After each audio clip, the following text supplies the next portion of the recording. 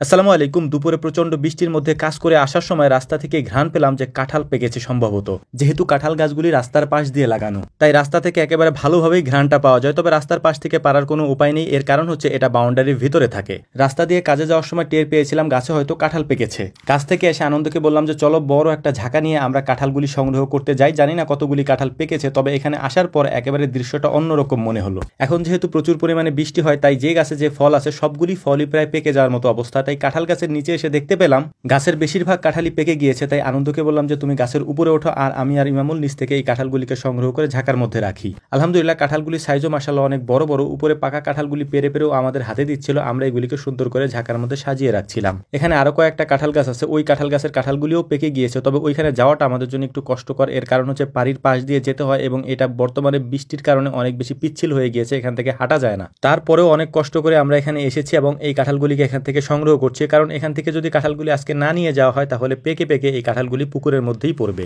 আলহামদুলিল্লাহ মোটামুটি যে কয়টা কাঁঠাল এখানে পাকা ছিল সমস্ত কাঁঠালগুলিকে আমরা সংগ্রহ করে নিয়েছি এবং এই কাঁঠালগুলিকে সুন্দর করে ঝাঁকার মধ্যে সাজিয়ে রাখছিলাম। একটা কাঁঠাল আমরা রেখে দিয়েছিলাম যে কাঁঠালটা নিচে পেকেছে, তো নিচে থাকা অবস্থায় কাঁঠালটাকে ছিলে আমরা এটার থেকে বলি, আমরা এই বের করতেছিলাম যে এটার কাঁঠালটা কিরকম হয়েছে এটা দেখার জন্য। তো মাশাআল্লাহ এটা দেখলাম যে ভালো মিষ্টি, যদিও কাঁঠাল খেতে অতটা পছন্দনীয় না। আমার কাছে আম কাঁঠালের মধ্যে আমটাকেই বেশি ভালো লাগে। এর পাশাপাশি যেহেতু আমাদের গাছে প্রচুর পরিমাণে কাঁঠাল হয়, তাই এটাকে সংগ্রহ আমাদেরকে করতেই হবে, না হলে এভাবে হয়তো পেকে পেকে নিচে পড়ে যাবে। তো আলহামদুলিল্লাহ আমরা কাঁঠালগুলিকে সংগ্রহ করার পর এখানে কিছু সবজিও ছিল, সেগুলিও আমরা সংগ্রহ করতেছিলাম। বৃষ্টির সময় শাকসবজি অনেক বেশি হয়, সেটাই হয়েছে এখানেও। তো আমরা সেই সবজিগুলিকেও সংগ্রহ করতেছিলাম। বৃষ্টির কারণে এখানে এমন অবস্থা হয়ে গিয়েছে যে পানির মধ্যে অর্থাৎ পুকুরের মধ্যে না নেমে এগুলিকে আর এখন সংগ্রহ করা যাবে না। তো আমরা সেটাই করার চেষ্টা করছিলাম, কারণ এগুলি যদি আমরা না নিয়ে যাই তাহলে এখানেই নষ্ট হয়ে যাবে। আলহামদুলিল্লাহ মাছের পুকুরের পাড়িতে এ ধরনের সবজি চাষ অনেক লাভজনক একটা ব্যাপার। এর কারণ হচ্ছে যে এই সবজিগুলি সারা বছর হতে থাকে এবং এটা দিয়ে পারিবারিক চাহিদাও মেটানো যায় আলহামদুলিল্লাহ। তো কাঁঠাল এবং সবজিগুলি সংগ্রহ করার পর এগুলিকে সুন্দর করে ঝাঁকার মধ্যে আমরা সাজিয়ে নিয়েছি এবং এটাকে আমরা এখন নিয়ে যাব বাড়ির দিকে।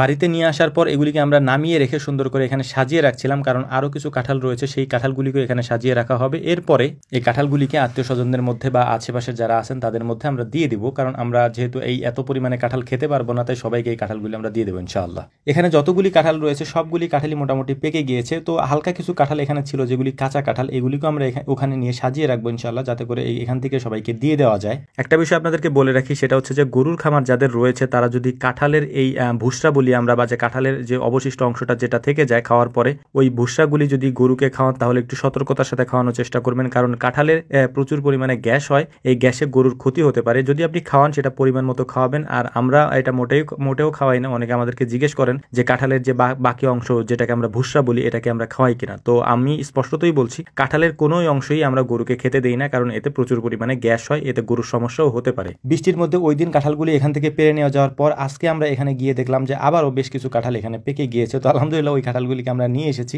কাঁঠালগুলি মাশাআল্লাহ প্রচন্ড পরিমাণে মিষ্টি। তবে একটা বিষয় হচ্ছে যে কাঁঠাল বেশি পরিমাণে খাওয়া যায় না, কাঁঠাল খাওয়ার একটা পরিমাণ থাকে, বা অনেক বেশি কাঁঠাল খেলে গ্যাসের সম্ভাবনা হয়। এর পাশাপাশি হচ্ছে নানান ধরনের সমস্যা হতে পারে। শুধু কাঁঠাল না, যে কোনো জিনিসই পরিমাণ মতো খাওয়া উচিত, পরিমিত খাওয়া উচিত। তো এটা আল্লাহ তাআলার একটা নেয়ামত, এই নেয়ামতের শুকরিয়াটা আদায় করতে হয় সবসময়ের জন্য। আমরা আদায়ও করি, আমরা সবসময়ের জন্য বলি আলহামদুলিল্লাহ। আর আপনারাও আমাদের জন্য দোয়া করবেন, আল্লাহ যেন আমাদের খামারে আমাদের ব্যবসায় বারাকা দান করেন। আসসালামু আলাইকুম রহমতুল্লাহ।